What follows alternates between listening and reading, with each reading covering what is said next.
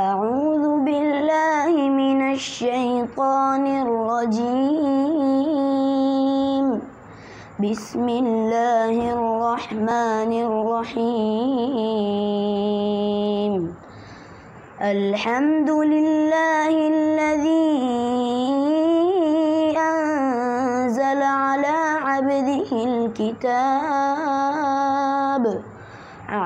عبده الكتاب ولم يجعل له عوجا قيما لينذر بأسا شديدا من لدنه ويبشر المؤمنين الذين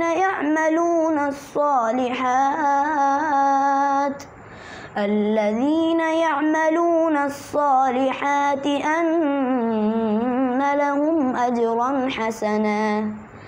ماكثين فيه أبدا وينذر الذين قالوا اتخذ الله ولدا ما لهم به من علم ولا لآبائهم كبرت كلمة تخرج من أفواههم إن يقولون إلا كذبا فلعلك باخع نفسك على آثارهم إن لم يؤمنوا بهذا الحديث أسفا إنا جعلنا ما على الأرض زينة لها لنبلوهم أيهم أحسن عملا وإنا لجاعلون ما عليها صعيدا جرزا أم حسبت أن أصحاب الكهف والرقيم كانوا من آياتنا عجبا إذ أوى الفتية إلى الكهف فقالوا ربنا آتنا من لدنك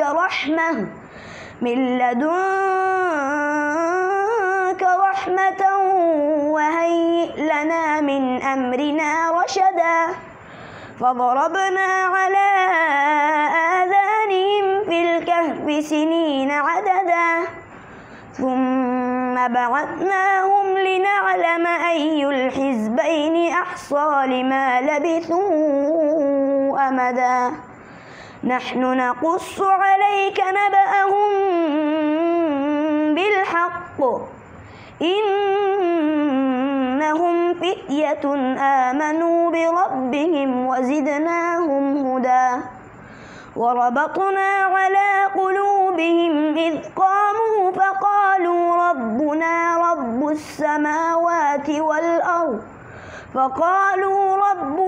رب السماوات والأرض